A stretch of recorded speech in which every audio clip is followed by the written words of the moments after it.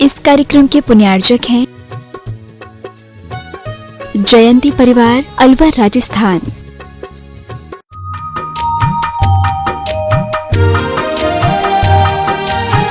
हमारे बीच उपस्थित हैं, साथ ही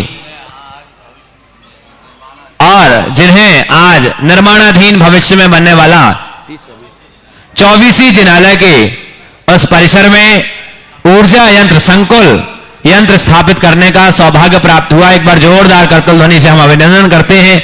भगवान गुरुदेव के कर कमलों में शास्त्र दान करने का पावन सौभाग्य प्राप्त करें। सापरिवार श्री दिलीप जी, विजय जी, रोहित जी, डॉक्टर रोहित जी सेठी आ जाएं, एक शास्त्र ले आए और सभी लोग हाथ लगाएंगे। जिनवाणी जगमैया जन्म दुख मेट दो, जय जिनवाणी मैया। आइए डॉक्टर एसके जैन, सनत कुमार जी, अहिंसा फिल्टर, वो भी आए। गुरुदेव के श्री कमलों में, कर कमलों में शास्त्र दान का सौभाग्य प्राप्त करें। और तीसरा भाग्योदय सागर से श्री दिनेश कुमार जी, शशि जी, जयदीप जी, सारिका जी, अमरदीप, शिल्पी, पीहू, निधि, पारुल, आनंद, समस्त चितौरा वाला परिवार वो भी हमारे बीच उपस्थित हैं। बुआएं और शास्त्र दान का मंगलमय सौभाग्य प्राप्त करें। और शकुन दीदी सागर से वो भी हमारे बीच उपस्थित हैं। आइए निवेदन करूंगा पूज्य गुरुदेव के कर कमलों में शास्त्र दान का ये पावन सौभाग्य अर्जित करेंगे। आप यहां से ले लीजिए। आइए श्री दिनेश जी अहमदाबाद, वो भी आए सपरिवार, वो भी शास्त्र दान का मंगलमय सौभाग्य प्राप्त करेंगे। आप यहां खड़े जाओ ना। आइए महेंद्र जी गंगवाल और पहले दिनेश जी आ जाएं हमारे बीच में। अहमदाबाद से विनोद जी, गुलाब चंद जी, वो भी आज ये सौभाग्य प्राप्त कर रहे हैं।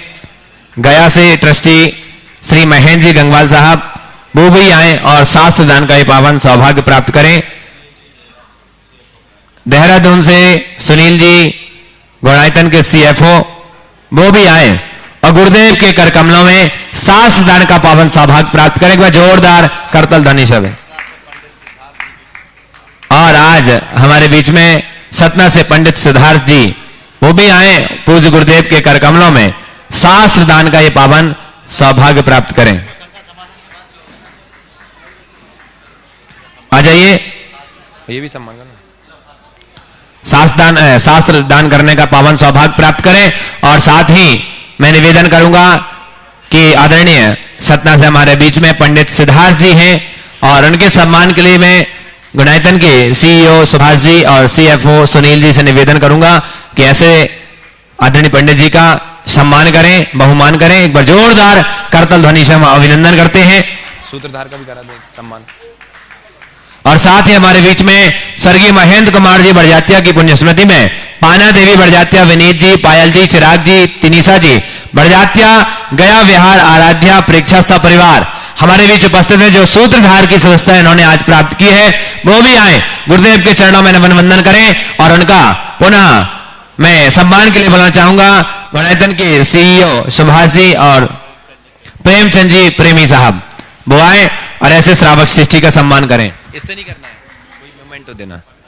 आइए आ जाए सूत्रधार सदस्य स्वर्गीय महेंद्र कुमार जी की बड़जात्या पुण्य स्मृति में पाना देवी बड़जात्या, विनीत, पायल, तिनीसा, चिराग बड़जात्या, आराध्या प्रेक्षा सपरिवार गया बिहार से जोरदार करतल ध्वनि से अभिनंदन कीजिए। साथ ही जिन्होंने निर्माण दान में अपना सहयोग प्रदान किया,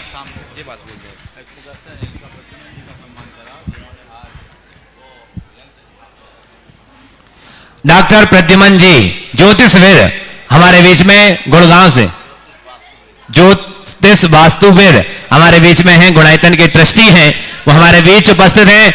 मैं निवेदन करूंगा उनका भी आप सम्मान करके, जिनके निर्देशन में आज 24वीं जिनालय में यंत्र स्थापन का कार्य संपन्न हुआ, जिनका महत्वपूर्ण योगदान है। जोरदार करतल ध्वनि से अभिनंदन कीजिए। निवेदन करूंगा आए सुभाष जी जैन और प्रेमचंद जी प्रेमी साहब आए और उनका सम्मान करेंगे। जोरदार करतल ध्वनि से अभिनंदन। और साथ ही एक नाम जिन्होंने 21,000 रुपए की राशि गुणायतन को समर्पित की है, श्री दिलीप रतनलाल जी, अक्षय दिलीप जैन सपरिवार।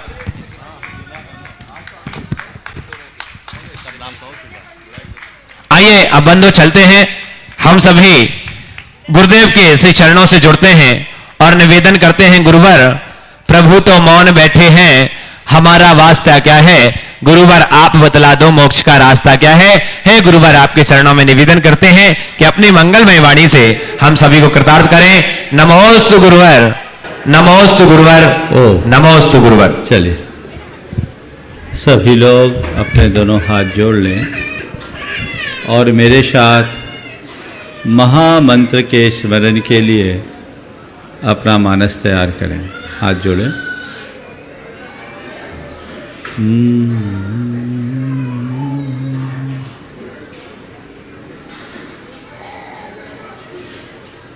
नमो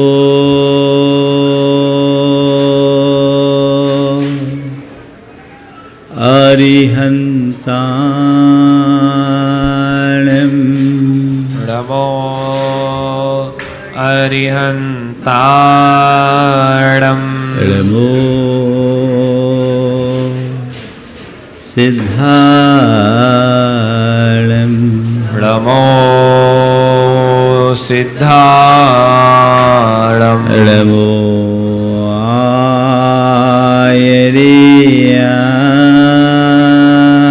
आयर्याणं नमो आयर्याणं नमो उवज्झायाणं नमो उवज्झायाणं नमो लोये सवशाहुनं नमो लोये सवसाहुणम् एषो पञ्चेणमुयारो एषो पञ्चणमो यारो पावपनाशिनो सौवपावपणासनो मङ्गलालं च सवेशि मङ्गलारं च सव्येसिं पढ़मं हो मङ्गलम् परमं होय मङ्गलम्। जय बोलो देवादिदेव 1008 श्री भगवान महावीर स्वामी की जय जय जय। अहिंसा परमो धर्म की जय जय जय। परम पूज आचार्य गुरुवर श्री विद्यासागर जी महाराज की जय जय जय। बोले परम पूज्य गुणायतन प्रणेता मुनिवर श्री प्रमाण सागर जी महाराज की जय जय जय। मुनिवर श्री 108 अरहत सागर जी महाराज की जय जय जय। दुनिया में कई तरह के लोग होते हैं। कुछ लोग ऐसे होते हैं जो बहुत जल्दी जिस किसी से प्रभावित हो जाते हैं और कुछ लोग ऐसे होते हैं जो किसी से प्रभावित नहीं होते, अप्रभावित रहते हैं।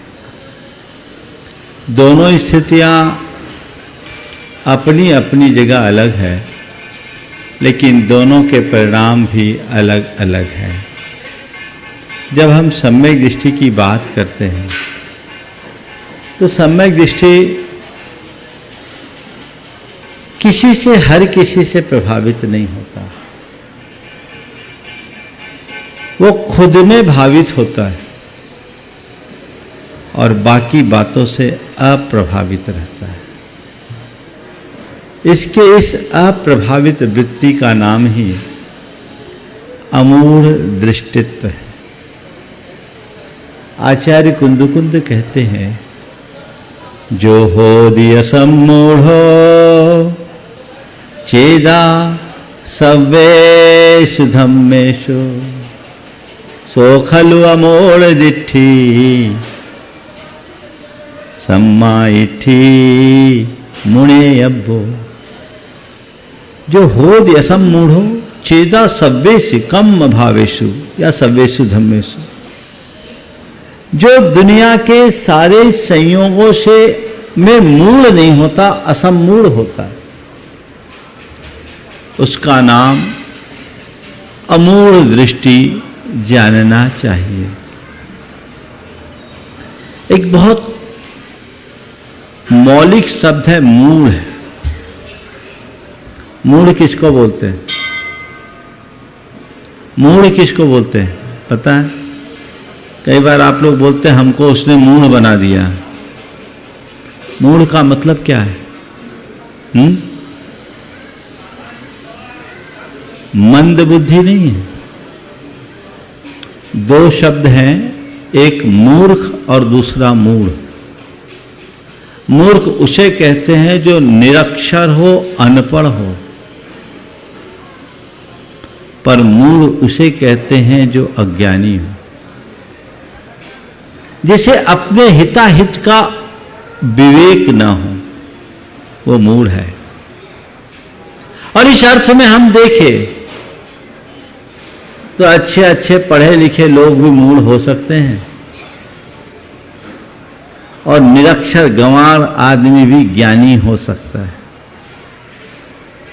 जिसके अंदर विवेक प्रकट हो गया वही ज्ञानी है, और जो विवेक शून्य है वो मूढ़ है, वह अज्ञानी है। हमारे दुनिया में जितने भी शिक्षा के संस्थान हैं, विद्या के केंद्र हैं, वे सब मनुष्य को मूर्ख से विद्वान बनाते हैं। मूर्ख से विद्वान बनना और बात, पर मूढ़ से ज्ञानी बनना और बात। पढ़ लिख करके मूर्ख से विद्वान बन गए, हमें शब्द ज्ञान हो गया, पर कोई जरूरी नहीं कि जो आदमी पढ़ा लिखा हो उसके भीतर समझदारी भी हो। देखने में तो यही आता है कि पहले के लोग पढ़े लिखे कम पर समझदार ज़्यादा थे, आज के लोग पढ़े लिखे ज़्यादा पर समझदार कम दिखते हैं। समझदारी कम है, हिताहित का विवेक लोगों का दिनों दिन छीन हो रहा है, और जब तक वह विवेक उद्घाटित नहीं होता तब तक वह मूढ़ है। आचार्य कुंद ने मूढ़ को अलग अलग रूप में लिया। उनकी दृष्टि में पहला मूढ़ व्यक्ति वो है जो पर द्रव्यों को अपना मानता है।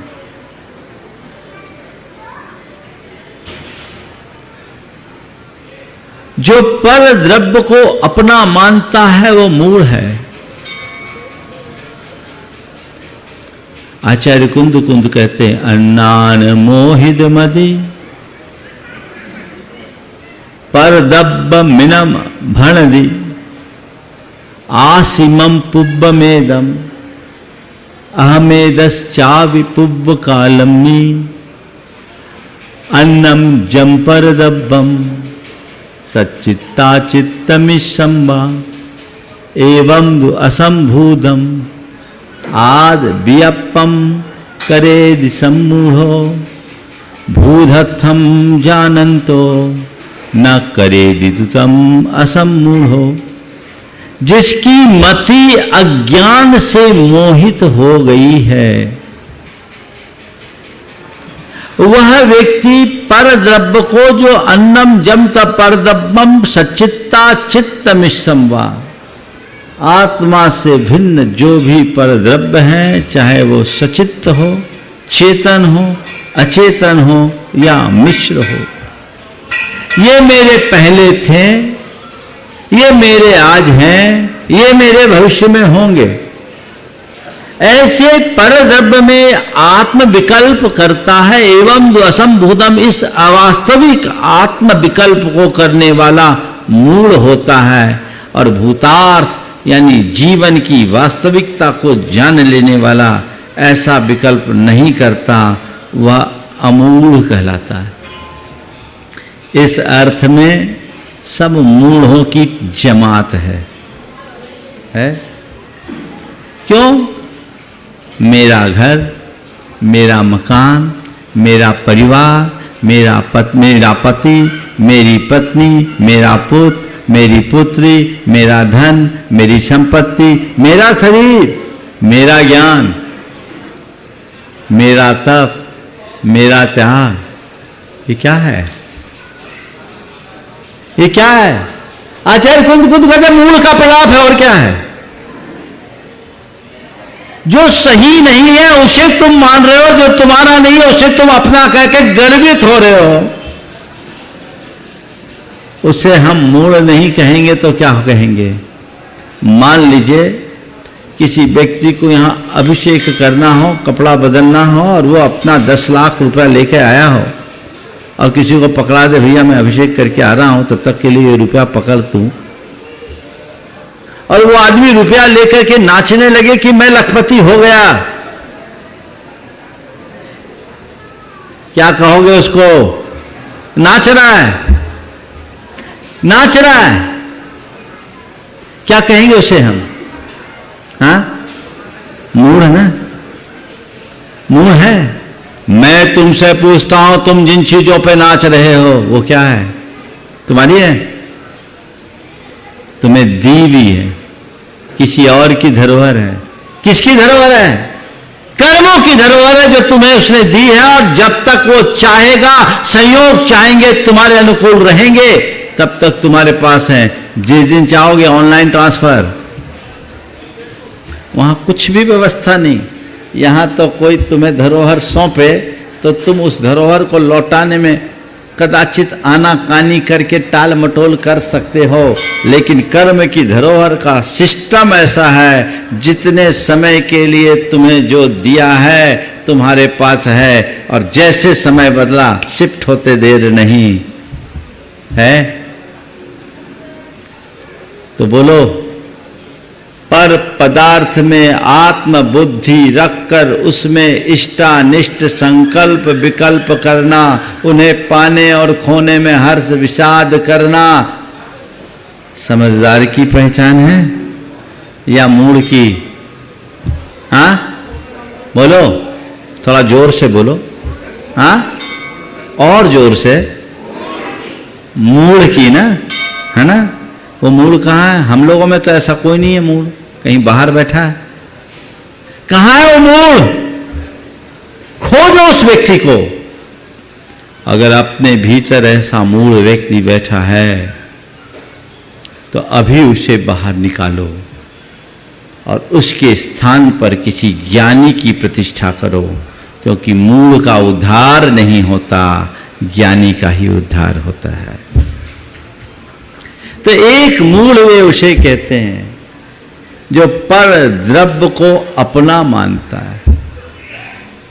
दूसरा मूढ़ आचार्य कुंद की दृष्टि में वो है जो पर द्रव्य से प्रभावित होता है।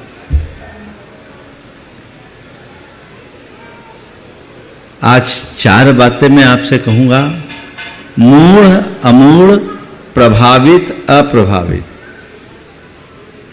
एक मूढ़ वो है जो परद्रव्य को अपना मान रहा है,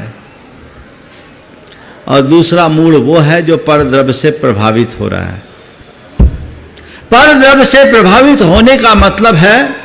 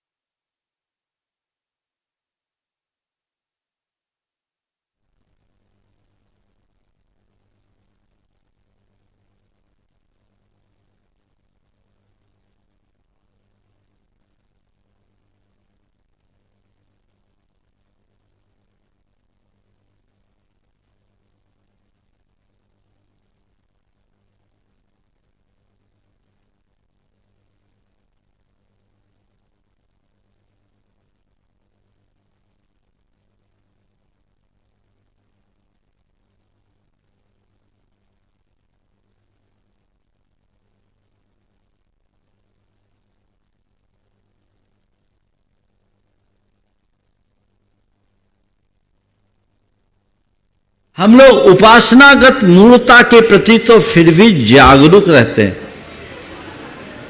पर आध्यात्मिक मूर्ता प्राय लोग पालते रहते हैं। मैं चाहता हूं व्यक्ति दोनों क्षेत्र में अमूढ़ हो, न उपासना के क्षेत्र में मूर्ता हो, न अध्यात्म के क्षेत्र में मूर्ता हो। उपासनागत मूर्ता तुम्हें अंधविश्वासी बनाएगी और आध्यात्मिक मूर्ता तुम्हें अज्ञानी बनाएगी, तुम्हें दुखी बनाएगी। दोनों चीजों से बचो। उपासना में कोई मूर्ता नहीं। जो अमूढ़ दृष्टि होते हैं वो किसी से प्रभावित नहीं होते। आचार्य समंत भद्र महाराज ने उपासनागत मूर्ता से बचने की प्रेरणा दी और कहा कि सम्यक दृष्टि के अंदर कोई मूर्ता नहीं होती। वो देव मूर्ता, लोक मूर्ता और गुरु मूर्ता से मुक्त होता है। वो किसी भी प्रकार के धार्मिक अंधविश्वास का शिकार नहीं होता और वो एक धारणा रखता है, निज में भावित रहता है, अपने मार्ग से जुड़ जाता है तो किसी से प्रभावित नहीं होता। उसके लिए किसी भी प्रकार का प्रलोभन, भय, चमत्कार कुछ अर्थ नहीं रखते। का पथे पथि दुखानाम, का पथस्थे संपत्ति असंपृक्ति रणुत्कीर्ति रमूढ़ा दृष्टि रुच्यते।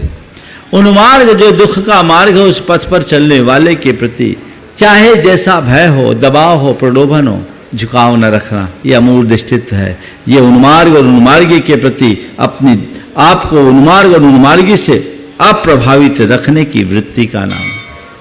अगर तुम्हारे अंदर सम्यक दर्शन प्रकट हो गया है तो चाहे कुछ भी हो तुम प्रभावित नहीं होगे। आजकल तो लोग बड़ी छोटी छोटी बातों में प्रभावित हो जाते हैं, छोटी छोटी बातों में, और पढ़े लिखे लोग प्रभावित हो जाते हैं। एक बार एक युवक आया मेरे पास, बोला महाराज जी आपके पास कोई चमत्कार नहीं है। हमने कहा बहुत बड़ा चमत्कार है। बोले क्या? मैं अपने व्यक्तित्व को चमका रहा हूं, इससे बड़ा चमत्कार क्या होगा? मैं नित्य प्रति अपने व्यक्तित्व को चमका रहा हूं, इससे बड़ा चमत्कार होगा? नहीं महाराज जी, एक महाराज जी आए थे, वो नारियल में से हीरा निकाल देते थे, नारियल से हीरा निकाल देते थे। मैंने कहा मुझे नहीं पता, मैं ऐसी कला नहीं जानता, पर मुझे बचपन की एक बात याद है। जब स्कूल जाता था तो जब दोपहर आधी छुट्टी होती थी, टिफिन होती थी, तो बगल में कचहरी थी, मैं कचहरी चला जाया करता था। और कचहरी में मदारी लोग बहुत सारे करतब दिखाया करते थे। तो वहाँ जो मदारी होता था वो 10 के नोट को 20 का नोट बदल देता था, 10 के नोट को 20 के नोट में बदल दिया करता था। और ये खेल दिखाने के बाद 10-10 पैसे के लिए हाथ फैलाया करता था। भाई मेरे, जब तुम नारियल से हीरा निकालने में समर्थ हो तो फिर हीरा वालों की तरफ अपनी दृष्टि क्यों कराए हो? समझ केवल इतनी होनी चाहिए। ये अंधविश्वास है। किसी भी प्रकार की उपासनागत मूर्ता नहीं होनी चाहिए। हम उपासना करें किसकी? जो वीतराग है, जो उपासना की योग्य है, उसको छोड़कर चाहे जिसकी उपासना, ये भ्रम है। और वीतराग की उपासना भी अमूढ़ होकर करो। हम लोग, कई लोग हैं जो चाहे जिसकी उपासना करते हैं, कहते हैं 70 मड़िया पूछते हैं, उनको जो कह दो सो कर लेंगे। ऐसे अंधविश्वासियों का तो बहुत भरमार है इस संसार में।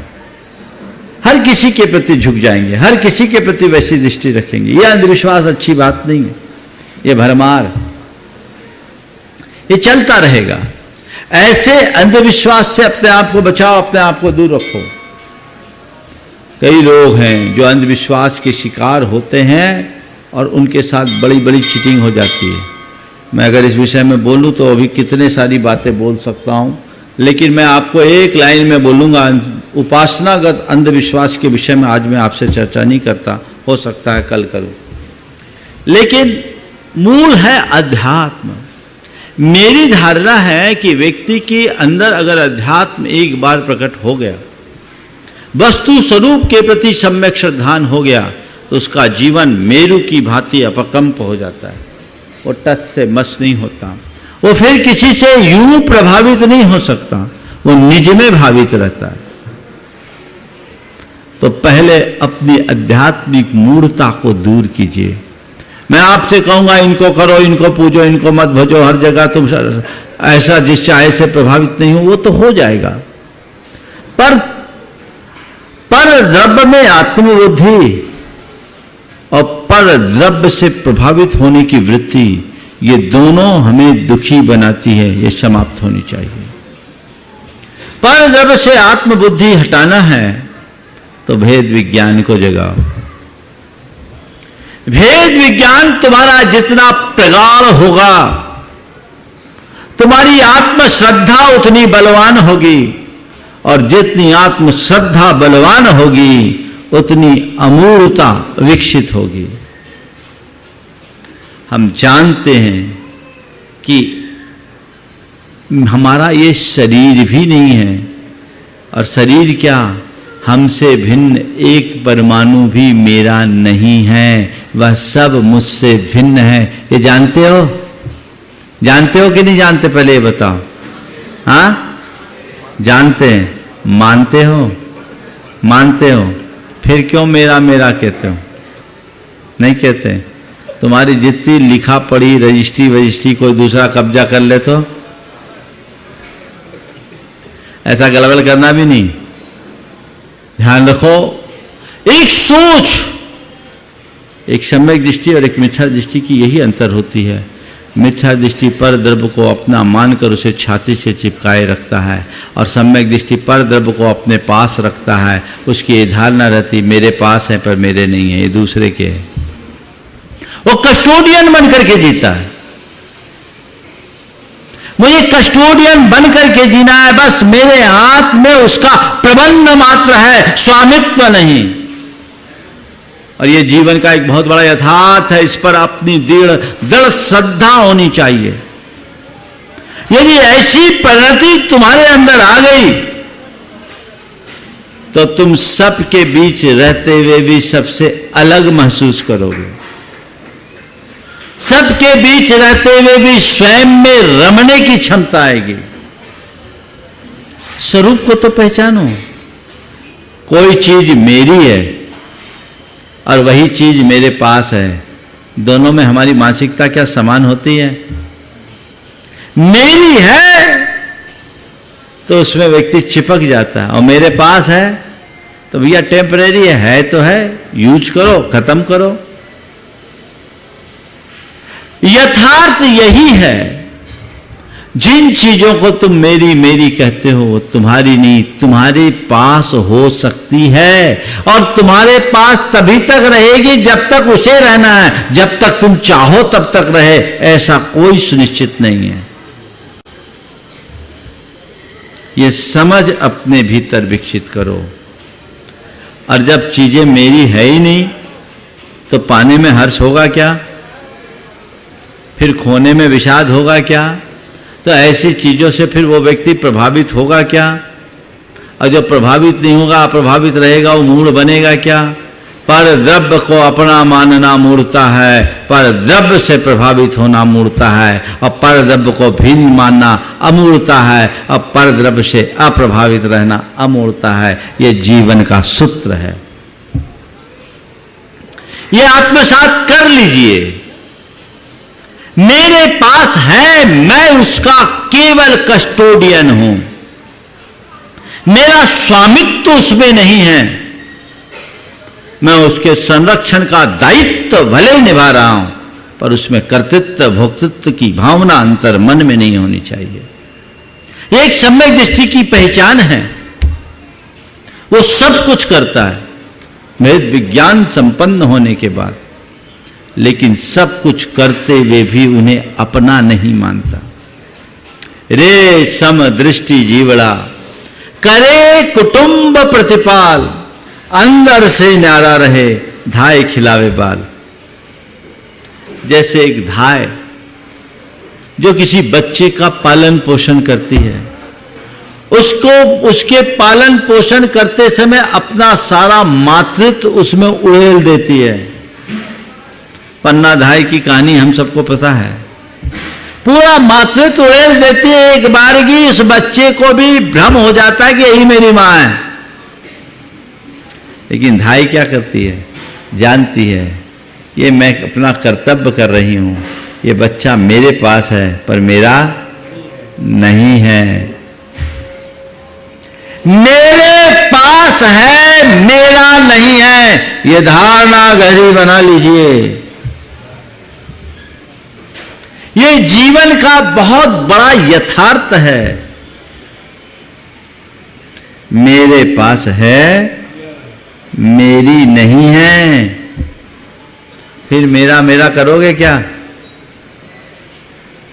और एक बात और ध्यान रखना, तुम्हारे पास भी उतना ही रहेगा जितना रहना है। तुम जितना चाहो उतनी रहे, कोई जरूरी नहीं है। तो क्यों इतनी आपाधापी, क्यों इतनी भागम भाग, फिर क्यों इतना संकल्प विकल्प, क्यों कर इतना हर्ष विषाद? क्या ये हमारी नादानी की पहचान नहीं है?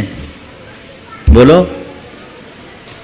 जिन चीजों पर मेरा अधिकार नहीं, जिन चीजों पर मेरा नियंत्रण नहीं, उन चीजों को लेकर परेशान होना समझदारी है या पागलपन?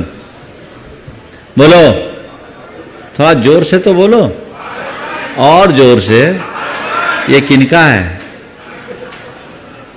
किसका है ये पागलपन? किसका है? और ये कब तक चलेगा? महाराज ये जीवन तो ऐसे ही चलेगा, चलाते रहो, हमारा क्या बिगड़ता है? अनंत जीवन चला गया, ये भी चला जाएगा। संत कहते अपने इस पागलपन को छोड़ो, उससे मुक्त हो, उससे बाहर आओ, ये भ्रम है, इसे तोड़ो। पर द्रव्य को पर मानो, पर द्रव्य पर है, पर था, है, रहेगा। ये दृष्टि आज जाने से तुम्हारे हृदय में समता भाव सहज विकसित होगी। केवल एक बात अंदर बैठा लो, तो जो उथल पुथल चलती है ना, अपने आप शांत हो जाएगी। बोलो, होगी कि नहीं होगी? तुम लोग भी बहुत होशियार हो, दवाई जानते हो पर खाते नहीं। सबको पता है मेरे दुखी होने का कारण क्या है, पता है कि नहीं है? हाँ, फिर भी करते क्या हो? वही रास्ता चुनते जिससे दुखी होते हो। अपने इस अज्ञान का निवारण करो, और इसीलिए इसे मूढ़ता की श्रेणी में रखा है। जो हो व्यसम मूढ़ो चेदा सव्वेषु कम्म भावेषु या सव्वेषु विधम्मेषु।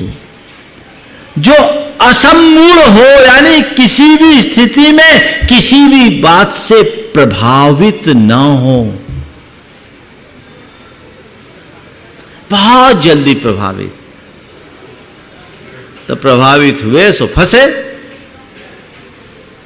तो पर द्रव्य में आत्म बुद्धि रखना, पर द्रव्य को अपना मानना क्या है?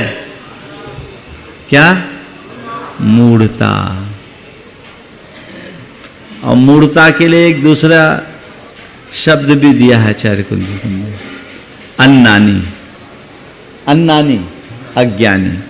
सो मूढ़ो अन्नानी नानी एतो दुविपरीतो। वो मूढ़ है, अज्ञानी है, ज्ञानी इससे भिन्न है। ज्ञानी की परिणति ही अलग है। तो अपनी मूढ़ता को मिटाना है तो भेद विज्ञान को जगाएं। आत्मश्रद्धान बढ़ेगा, पर से प्रभावित नहीं होंगे, निज में भावित रहने का अवसर पाओगे। तो पहली बात, पर द्रव्य में आत्म बुद्धि रखना मूढ़ता है। और दूसरी बात, पर द्रव्य से प्रभावित होना मूढ़ता है। पर द्रव्य से प्रभावित होने से बचना चाहते हो तो उसके लिए क्या करें? वस्तु स्वरूप को पहचाने, जीवन के यथार्थ को जाने, वस्तु का स्वरूप क्या है ये समझने की कोशिश करें।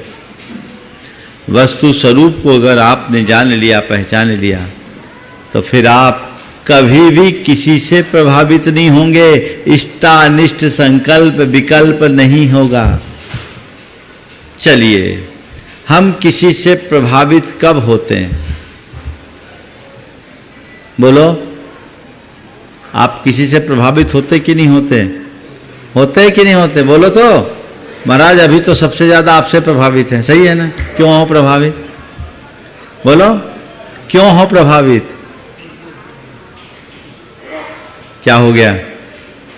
क्यों है प्रभावित? हम किससे प्रभावित होते हैं और किससे अप्रभावित रहते हैं? हमारे मन में कौन अच्छा और कौन बुरा लगता है? बोलो बोलो, क्या हो गया? तुम लोग बोलते से बंद हो जाती। थोड़ा थोड़ा बोलना चाहिए ना। हाँ, जो धर्म के राह पर चलते उससे प्रभावित हो जाए तो जीवन ही बदल जाए। तुम्हें कोई कुछ बोल दे तो तुम उससे प्रभावित होते कि नहीं? अभी तुम्हें कोई गाली देगा, सुनोगे कि उसे अनसुना करोगे? बहुत सुंदर, फिर तो तुम्हारी आरती उतारनी चाहिए, है ना? क्या है? कुछ भी हुआ, हम प्रभावित होते हैं। जब हमारे मनोनुकूल कुछ नहीं होता हम उससे प्रभावित होते हैं, और मनोनुकूल हो जाता है तो उससे प्रभावित होते हैं। आप लोग भगवान की स्तुति करते हुए बोलते हैं, मैं भ्रमो अपन पो विशर आप, अपनायो विधिफल पुण्य पाप, निज को पर का करता पिछान, पर में अनिष्टता इष्टमान, आकुलित भयो अज्ञान धार, जो मृग मृग तृष्णा जानिवा। हम जब स्वयं को पर का कर्ता मान लेते हैं तो पर के साथ हमारे हृदय में इष्टानिष्ट संकल्प विकल्प जग जाता है, और इष्टानिष्ट संकल्प विकल्प हमें आकुलित करता है और जीवन भर दुखी बनाए रखता है। ये अनुभव है ना? कौन इष्ट है कौन अनिष्ट है, कौन अच्छा है कौन बुरा, ये तो निमित्त नैमित्तिक संबंध मात्र है। ये मेरे मन की झूठी कल्पना है। वस्तु का स्वरूप क्या कहता है? वस्तु स्वरूप केवल ये कहता है कि जगत का हर पदार्थ स्वतंत्र है, हर वस्तु स्वयं में स्वयं का करता है, उसका कर्ता कोई दूसरा है ही नहीं, दूसरा केवल निमित्त है। पर निमित्त निमित्त रहता है। अगर हम मजबूत हों तो निमित्त हमारा कुछ भी बिगाड़ नहीं कर सकता। कहते हैं निमित्त पर मेरा नियंत्रण नहीं है, पर नैमित्तिक पर मेरा पूर्ण अधिकार है। मतलब कोई मेरे साथ बुरा ना करे, कोई मुझे बुरा ना कहे, ये मेरे हाथ में नहीं है। है क्या? किसका किसका मुंह बंद करोगे? किसके किसके ऊपर अंकुश लगाओगे? है क्या तुम्हारे हाथ में? कोई मेरे साथ बुरा न करे, कोई मेरा बुरा न कहे, मुझे बुरा न कहे, ये मेरे हाथ में नहीं है। पर कोई चाहे कितना भी बुरा करने का प्रयास करे, कोई चाहे मुझसे कितना भी बुरा क्यों ना बोले, मैं उससे अप्रभावित रहूं, ये तो मेरे हाथ में है। बोलो, हमारा ध्यान किस पर होना चाहिए? जिस पर हमारा नियंत्रण उस पर, या जो हमारे नियंत्रण से बाहर उस पर? क्या किस पर ध्यान होना चाहिए? जिस पर हमारा नियंत्रण उस पर, या जो हमारे नियंत्रण से बाहर है उस पर? तुम किस पर ध्यान रखते हो? किस पर ध्यान रखते हो? जो तुम्हारे नियंत्रण में उस पर, या जो नियंत्रण से बाहर है उस पर? ध्यान रखना, जिस पर तुम्हारा नियंत्रण है उस पे ठहरोगे, सुखी रहोगे, और जो तुम्हारे नियंत्रण से बाहर है उसकी तरफ दौड़ोगे, भागते रहोगे, दुखी रहोगे। जिस पर तुम्हारा नियंत्रण ही नहीं है जो तुम्हारे बूते से बाहर है उसके लिए परेशान क्यों हो? वस्तु के स्वरूप को समझो। कर्म का योग है, संयोग है, चीजें बनती है, बदलती है, इनमें क्या इष्ट और क्या अनिष्ट, संयोग है, आए हैं चले जाएंगे। सूरज के आगे न जाने कितने काल से बादल आते हैं और छटते हैं, आज तक सूरज का कुछ बिगड़ा क्या? तुम्हारे साथ कर्म की आवरण आदि से जमे और न जाने कर्मों ने तुम्हारी कैसी कैसी परिणति कर दी, फिर भी तुम्हारे स्वरूप का आज तक न तो बिगाड़ हुआ है न होगा, उसके श्रद्धानी बनो। जो वस्तु स्वरूप का श्रद्धानी होता है उसके हृदय में मूढ़ता नहीं टिकती। पर से प्रभावित नहीं हो, मुझे राग द्वेष कम करना है। खत्म तो अभी नहीं कर पाओगे, पर कम करो। चलो पूरी तरह से अप्रभावित ना हो सको तो मैं थोड़ा सा और नीचे आ जाता हूं। इतना तो करो कि छोटी छोटी बातों से प्रभावित ना हो। बोलो, छोटी छोटी बातों से प्रभावित ना हो। ये कर सकते हो? बोलो, कर सकते हो? जोर से कर सकते हो? करते हो? सब पता है हम क्या कर सकते हैं, फिर करते क्यों नहीं? यही मूढ़ता है। मूढ़ वही है जिसे अपने हिताहित का बोध ना हो, जो जानते हुए भी अज्ञानता का आचरण करे, वो मूढ़ है। आपको मैं मूढ़ बोल दूं तो बहुत बुरा लगेगा, मैं तो मानता हूं ये तो और किसी की बात है, ये तो ज्ञानियों की सभा है। भो ज्ञानियों, क्या है? अच्छा लग रहा है? अपने भीतर झांकिए, अपने आप को टटोल करके देखिए, और जहां हमारी कमजोरियों से दूर करना है, एक सिद्धांत बना लीजिए कि मुझे अपने संकल्प विकल्प कम करने हैं, राग द्वेष कम करने हैं, व्यर्थ के संकल्प विकल्पों से बचना है।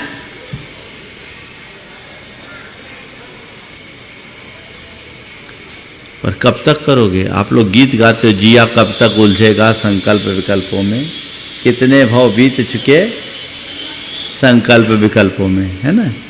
ये दूसरों को सुनाते हो, खुद सोचो ये कब तक चलेगा? इस पर विराम आखिर कब लगेगा?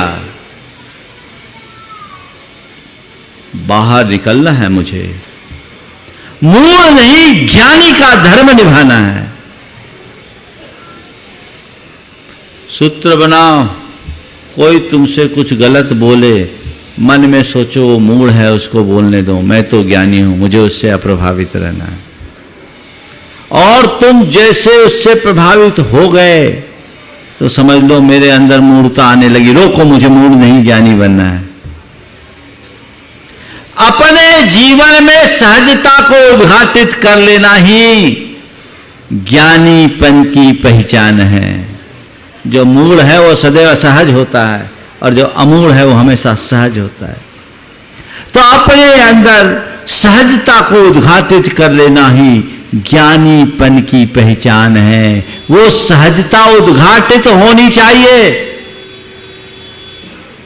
जिससे मैं ज्ञान भाव को जगा सकूं और जीवन का रस ले सकूं। एक सज्जन ने अपनी धर्मपत्नी की शिकायत की और शिकायत करते हुए कहा, महाराज जी इसको कोई कुछ बोल दे, इसको फर्क नहीं पड़ता। पत्नी के सामने कहा, महाराज जी इसको कोई कुछ भी बोल दे, इसको कोई फर्क नहीं पड़ता। धर्मपत्नी ने कहा, महाराज जी अभी भी मुझे कोई फर्क नहीं पड़ रहा है, अभी भी मुझे कोई फर्क नहीं पड़ रहा है। मैंने उसकी तरफ देखा तो धर्मपत्नी ने बोला, महाराज जी ये लोग कुछ भी बोलते रहते, मैं कहाँ तक इनकी बात सुनूं। मैंने तो अपना कनेक्शन इधर से इधर बना जोड़ दिया है, जितनी काम की बातें उतनी मान लेती हूँ, बाकी को सबको बाईपास करती हूँ। बाईपास करना सीखिए। समझ गए? बाईपास आप कब पकड़ते हो? जब ट्रेवल करते हो, कलकत्ता से यहाँ आना हो तो जहां तक बने बाईपास पकड़ते हो। क्यों क्यों बाईपास क्यों पकड़ते हो? प्राय बाईपास थोड़ा लंबा भी होता, फिर भी बाईपास क्यों पकड़ते हो? हाँ, टाउन में घुसेंगे, सिटी में घुसेंगे तो जाम में फंसेंगे, तो जहां फंसने की नौबत आए वहां बाईपास पकड़ लेने में ही सार है। सूत्र बना लो, जहां फंसने की संभावना है क्या करना है? बाईपास। और आप लोग क्या करते हो? अपनी गाड़ी ट्रैफिक में ले जाके खड़ी कर देते हो, एकदम ट्रैफिक में हॉर्न बजाते रहो, माथा पच्ची करो, क्या होगा? नहीं, जहां फंसने की संभावना वहां मुझे बाईपास कर देना है। जीवन का मजा तब है। तो जो वस्तु के स्वरूप को जानता है वो पर से प्रभावित नहीं होता। उनकी धर्मपत्नी बड़ी अच्छी स्वाध्यायी थी, और फिर उसने बोलते बोलते एक वाक्य कहा, महाराज, स्वरूप का श्रद्धान होने के बाद प्रवृत्ति में अपने आप सहजता आ जाती है। महाराज जी, मेरे और इनके विचारधारा में पूरब पश्चिम का अंतर है, पर मैं इनको जो करना इनको करने देती हूँ, मुझे जो करना मैं करती हूँ। ये मुझे कुछ बोलते भी हैं तो मैं हंस के टाल देती हूँ, सोचती हूँ ये भी मेरी निर्जरा का निमित्त है। दृष्टिकोण, पूरब पश्चिम की धारा, पत्नी पूरब है, पति पश्चिम है, पर स्वरूप का श्रद्धान होने से प्रवृत्ति में सहजता आ ही जाती है। स्वरूप का श्रद्धान तो करो, अभी तो मूढ़ बने हो। अरे ऐसा हो गया, ऐसे कैसे होगा, ये कैसे कर दिया, वो कैसे कर दिया, उसने ऐसा कर दिया, उसने बना दिया, उसने बिगाड़ दिया, मैंने उसका भला किया, उसने मेरा बुरा किया, मैंने उसे भला किया, उसके लिए मैंने इतनी जान लगाई, उसने कोई रिस्पॉन्स ही नहीं दिया, दो शब्द भी नहीं बोले। कितनी बुरी हालत है तुम लोगों की, कितनी बुरी हालत। तुम किसी के लिए कितना भी अच्छा कर दो और अच्छा करने की तुम्हें खुशी नहीं होती यदि सामने वाले ने थैंक्स नहीं कहा। क्या हुआ? यानी तुम्हारी सारी खुशी उसके एक थैंक्स पर है। और तुम्हारे साथ कोई कितना भी अच्छा व्यवहार करे, तुम्हारे हृदय में उस व्यवहार के प्रति आभार नहीं रहता, बल्कि उस व्यवहार में सामने वाला एक खोटा शब्द कह दे, अच्छा उसने मुझे ऐसा कह दिया, उसे पकड़ करके बैठ जाते हो। यही तो खेल बिगाड़ता है। ऐसा क्यों? वस्तु के स्वरूप के श्रद्धानी बनिए, निमित्त नैमित्तिक संबंध को पहचानिए, और जितना बने सहज रहने की आदत डालिए, तटस्थ बने रहने का भाव जगाइए, तो आपका जीवन धन्य होगा। और जैसा अभी थोड़ी देर पहले मैंने कहा, छोटी छोटी बातों से प्रभावित होना बंद कर दीजिए, चीजों को इग्नोर करना सीखिए, बाईपास करना सीखिए, तब सच्चे अर्थों में आप ज्ञानी कहलाने के अधिकारी होंगे। अन्यथा अज्ञानी की जमात में ही बैठे रहोगे। और आजकल तो ऐसा ही हो रहा है, अज्ञानी अज्ञानी को राह दिखा रहा है, अज्ञानी ही अज्ञानी को राह दिखा रहा है। एक व्यक्ति डॉक्टर को दिखाने के लिए गया, डॉक्टर को दिखाने के लिए गया, डॉक्टर ने देखा, उसने डॉक्टर से शिकायत किया कि यहाँ बड़ा गड़बड़ है, डॉक्टर लोग मलेरिया का इलाज करते हैं और पता लगता है कि पेशेंट टाइफाइड में मरा। डॉक्टर मलेरिया का इलाज करते हैं और बाद में मालूम पड़ता है कि मरीज टाइफाइड में मरा। डॉक्टर ने कहा चिंता मत करिए, आप बिल्कुल ठीक हो जाओगे, आप बिल्कुल ठीक हो जाओगे। बोले डॉक्टर साहब कैसे? बोले मुझे खुद 10 साल का अनुभव है, मैं 10 साल से टाइफाइड से पीड़ित हूँ। जो 10 साल से टाइफाइड से पीड़ित है वो बाकी को ठीक करने की कोशिश कर रहा है। ये हमारी बड़ी कमजोरी है। जहाँ अज्ञानी अज्ञानी को राह दिखाते हैं वहाँ हमारी उन्नति के द्वार सदैव अवरुद्ध हो जाते हैं। अध्यात्म के मार्ग को ठीक तरीके से समझिए और अपने जीवन को सच्चे ज्ञानियों के साथ जोड़ने की कोशिश कीजिए। मन का अंधविश्वास टूटना चाहिए, मन का अज्ञान छूटना चाहिए, अंदर की मूर्ता नष्ट होनी चाहिए और जीवन के यथार्थ का भान होना चाहिए। यही अमूढ़ दृष्टित्व है। और ये अमूढ़ दृष्टि में ऐसी अमूढ़ता प्रकट हो गई तो तुम हर पल निज में भावित रहोगे, सबसे अप्रभावित रहोगे। कोई कुछ कहे, हमें कोई जरूरत नहीं है। ठीक है, जो कह दिया सो कह दिया, कर दिया सो कर दिया। मुझे इस तरह की मूर्ता से बच के रहना है और अपने जीवन का पथ प्रशस्त करना है। तो आज जिस आध्यात्मिक मूर्ता की बात मैंने आपसे की, उस पर आपको ध्यान रखना है। और कई लोग कैसे मूढ़ होते हैं। एक युवक बहुत खुश दिख रहा था, बहुत खुश। उसको देखकर किसी ने कहा, भैया आज तुम इतने खुश क्यों?